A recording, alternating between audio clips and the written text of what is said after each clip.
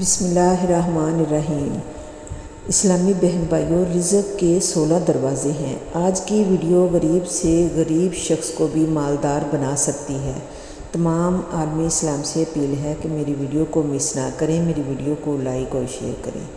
پہلا دروازہ نماز ہے۔ جو لوگ نماز نہیں پڑھتے ان کے رزق سے برکت اٹھا دی جاتی ہے، وہ پیسہ ہونے کے باوجود پریشان رہتے ہیں۔ دوسرا دروازہ استغفار ہے۔ جو شخص زیادہ سے زیادہ استغفار کرتا ہے، توبہ کرتا ہے، اس کے رزق میں اضافہ ہو جاتا ہے اور ایسی جگہ سے رزق ملتا ہے جو کبھی اس نے سوچا نہ تھا۔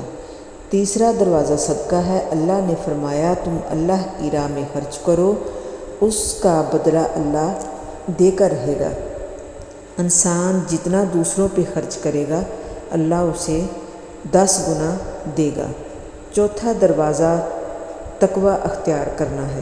جو گناہوں سے دور رہتے ہیں ان کے لیے آسمان سے رزق کے دروازے کھول دیتے ہیں۔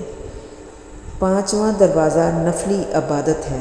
جو لوگ زیادہ سے زیادہ نفلی عبادت کرتے ہیں اللہ پاک ان کے لیے تنگ دستی کے دروازے بند کر دیتا ہے۔ اللہ پاک کہتے ہیں اگر تو عبادت میں کثرت نہیں کرے گا تو میں تمہیں دنیا کے کاموں میں الجھا دوں گا۔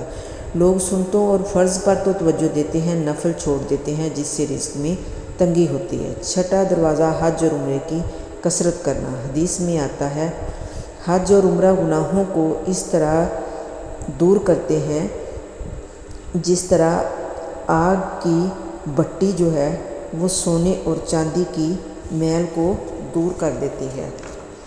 ساتواں دروازہ رشتہ داروں سے اچھے طریقے سے پیش آنا، ان سے اچھا سلوک کرنا، ان سے ملتے جلتے رہنا۔ جو آپ سے قطع تعلق ہیں ان سے بھی اچھا سلوک کرنا۔ آٹھواں دروازہ کمزوروں کے ساتھ صلہ رحمی کرنا، یعنی غریبوں کے کام آنا، ان کے غم بانٹنا، مشکل میں ان کے کام آنا اللہ کو بہت پسند ہے۔ نوواں دروازہ اللہ پہ توکل ہے۔ جو انسان اس بات پہ یقین رکھے کہ اللہ دے گا تو اس کو اللہ ضرور دے گا، بے شک وہ پریشان ہی کیوں نہ ہو۔ 10واں دروازہ شکر ادا کرنا ہے۔ جو انسان اللہ کا جتنا شکر ادا کرے گا اللہ پاک اس کے اتنے ہی رزق کے دروازے کھول دے گا۔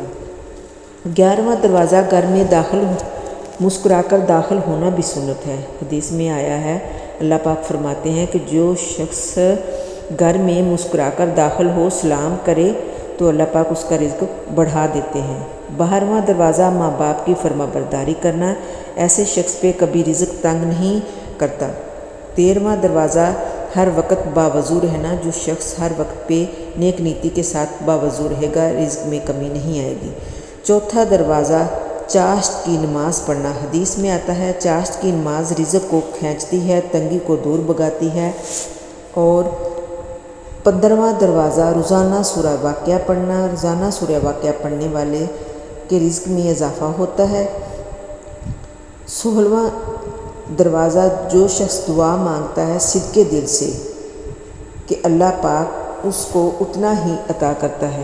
رب کعبہ کی قسم ہے، حق اور سچ ہے، اس میں کوئی کمی اور پیچی کی گنجائش نہیں ہے۔ آپ صلی اللہ علیہ وسلم نے فرمایا کہ اپنے سینے میں یہ باتیں محفوظ کر لو، سچ کے علاوہ کچھ نہیں۔ اللہ سے دعا کریں کہ اللہ مجھے اور آپ کو اپنے نبی سے سچی محبت کی توفیق عطا فرمائے اور ہمیں نبی پاک صلی اللہ علیہ وسلم کے بتائے ہوئے راستوں پہ چلنے کی توفیق دے اور اللہ پاک سے سچے دل سے دعا مانگنے کی